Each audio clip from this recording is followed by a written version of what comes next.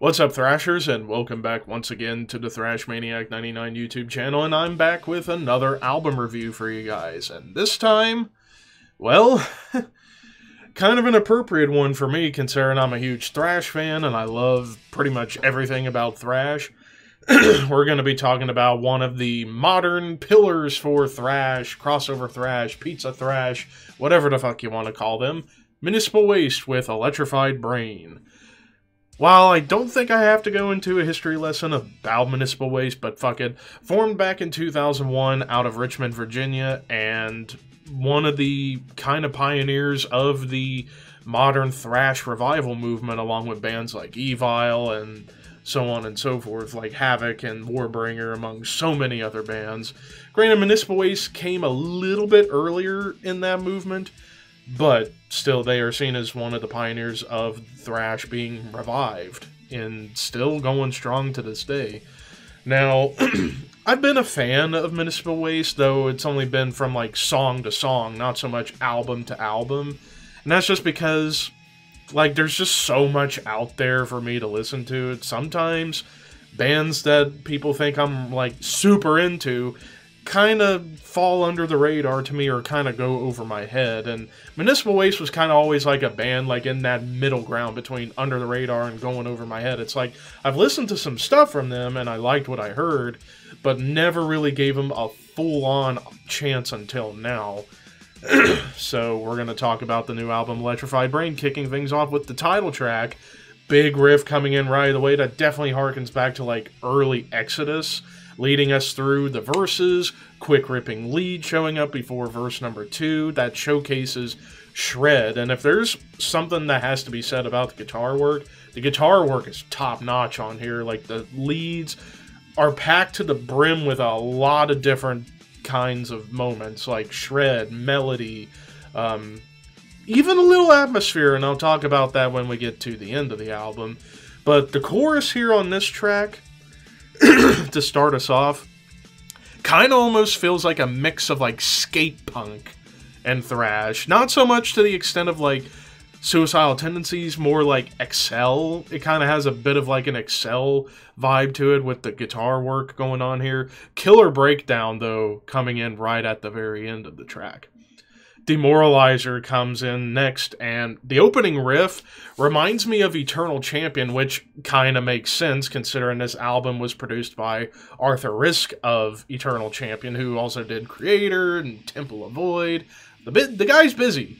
The guy's a busy guy, playing in bands and producing, mixing, blah blah blah. So it kind of made sense that this opening riff kind of reminded me a little bit of Eternal Champion, because it has these cool melodic flourishes happening. Following that, we get into some really cool thrashy energy, and the verse kind of carries on this like almost Nuclear Assault vibe, like with the tempo, the riff work, and even the vocals. Like, Tony's vocals here, especially on this track, definitely remind me of John Conley from Nuclear Assault. And as the speed picks up a little bit into like even faster territory, tasty lead popping up that starts off squealy, but concludes with showcasing more melodic energy. After the chorus, another quick shredding lead shows up, concluding with that Nuclear Assault-inspired riff, but ending with that opening riff that you heard at the start of the track. Last Crawl, massive, vicious riff right away, almost like as if Municipal Waste here is paying homage to Power Trip a little bit. Rest in peace, Riley. And after those riffs, we get a really cool break before those riffs come back. So it was like, okay, let's take a breather. Nope, just punch you in the face even further. Cool gallop coming along that definitely has more of that Power Trip vibe. Sweet lead with tapping and shred galore. Then we get to Grave Dive, which was one of the shorter tracks of the album. Yeah, definitely one of the shorter songs of the album. Starts off with this riff that felt like old Metallica, which I absolutely loved. The verses help change the riffs up a little bit by adding some different melodic nuances coming along. Quick lead comes through towards the end before a sweet breakdown pops in with more of those like Metallica-esque like down-picked riffs, which all hail down-picking. The Bite. which has this really intense build-up at the beginning before it gets into more of that like kind of like skate thrash vibe. And we even get a guest vocal spot from Blaine Cook from The Accused, and his signature delivery is not lost in any way. Even this track almost felt like they were trying to pay tribute to The Accused a little bit, since they brought Blaine in to do some guest vocals. Wild shredding lead right at the very end to just melt your face. High-speed steel. This is where things turn a little bit different for the band and on this album. Killer drum intro before it gets into a really sweet D-beat with speed metal flair. And the riffs that we get here have these little flashes of melodic brilliance. Kind of like Exciter, like old like 80s era Exciter. After the first chorus, we get into an Iron Maiden gallop and some sweet gang vocals and a wonderful quick melodic lead at the very end. Thermonuclear protection, visceral onslaught is being brought forth immediately with the build-up towards some wild riffs to just bring that onslaught even further. We do get a cool classic metal melodic guitar line before a nice 80s hardcore breakdown comes through. And then you get these like little moments towards the end where you get some cool shredding trade-offs on the guitars, and even the bass coming through a little bit more to like pop in and say, hey, I'm here. Blood Vessel Boat Jail. After some bells and such, we get into a thick, chunky riff that just makes your teeth might make your teeth fall out. And while that riff is going, you get these like dark guitar progressions in the background to add a little bit more atmosphere, and then some more tasty melodic shred comes in. Now, up until the very end, I thought this was an instrumental track, but then all of a sudden, in like the final 20 seconds or so, this song gets almost grindcore because it gets so fast with the drums and the riffs and blast beats. Then we get to Crank the Heat, which starts off kind of doing a parody of Metallica's Fuel, before we get like a Slayer riff coming in, even though it's in standard tuning.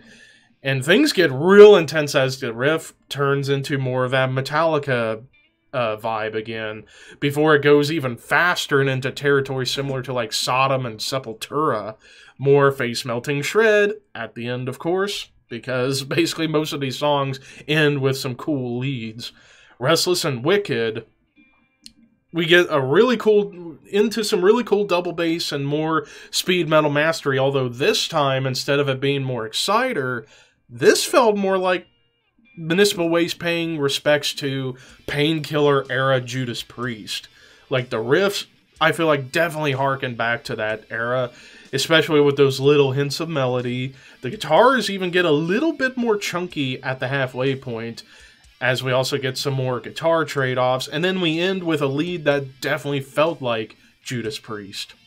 10-cent beer night, quick vicious tremolo riff before more insanity shows up, and these tremolo thrash riffs we get on this track feel like German thrash being paid tribute to Sodom, Creator, and especially Destruction. Like this track almost has a bit of a Destruction vibe, though it's meant to be like a party tune almost. It's just out of control. And I love how at the very end of this song, they play the riff, the main riff to Rock You Like a Hurricane by the Scorpions, which I thought was a nice touch. Barreled Rage, classic crossover riff, followed by a melodic lead. Tony's vocals get really gritty afterwards, and it makes this song sound kind of gross, but in a good way.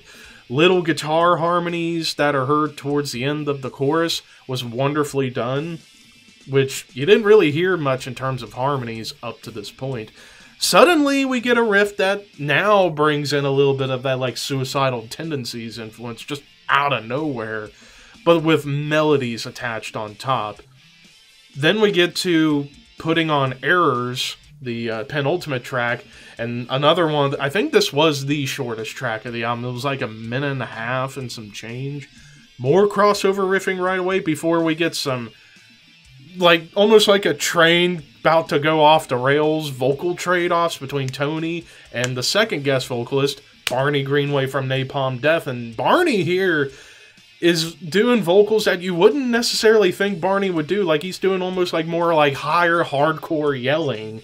And he sounds like he's about to lose his voice. That's how all out he's going on this track.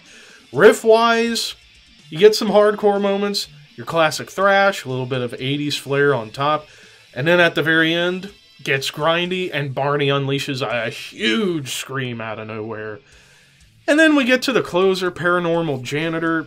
Cool drum intro, and then into some insane shred and riffs that feel like, that have more evil, sinister more of an evil, sinister vibe, like Slayer, The Haunted, so to speak. And that was in the first half.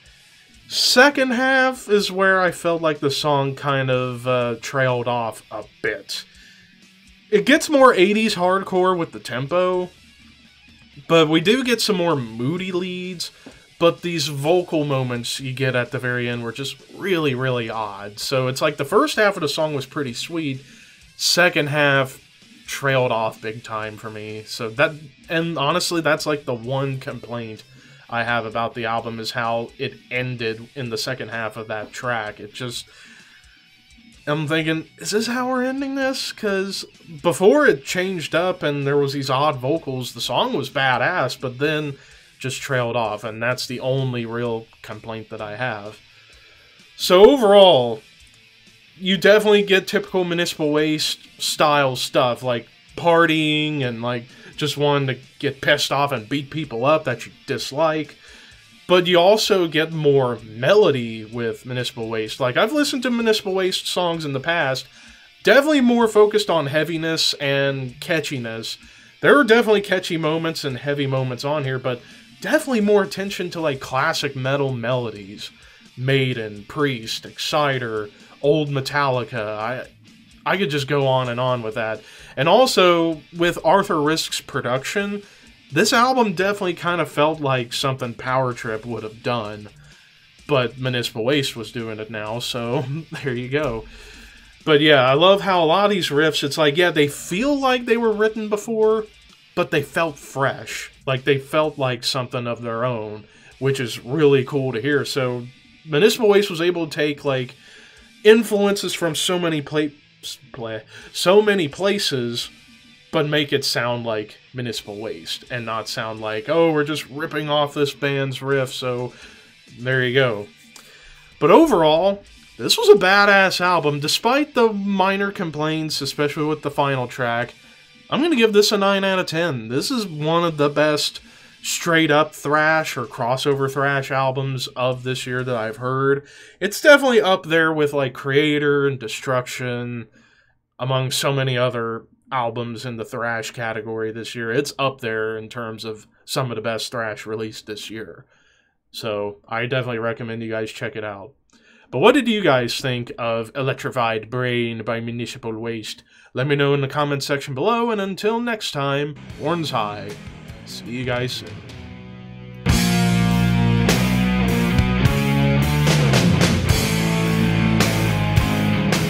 At the ballpark, someone's gonna put lasagna. A tomato. Okay, yeah, it's Levi. It's Levi. Damn it! I'm done. Could I I want to know what he got for this one. All right, Seth, let's go to Tomato Town. Seth is dying. I would like a single slice of your greatest tomatoes I in would the like park. your finest tomato, please. Calm down, Seth. Calm down, Seth. Calm down. Somebody vote. No, it's Levi. five is the Levi's the one that has some Five votes. is the majority. Yeah. Oh my lord. Seth, breathe. Oh, Tomato. I would be really interested to see these prompts. Yeah, like Officer, literally. please escort me out the ballpark. I just wanted to eat my tomato.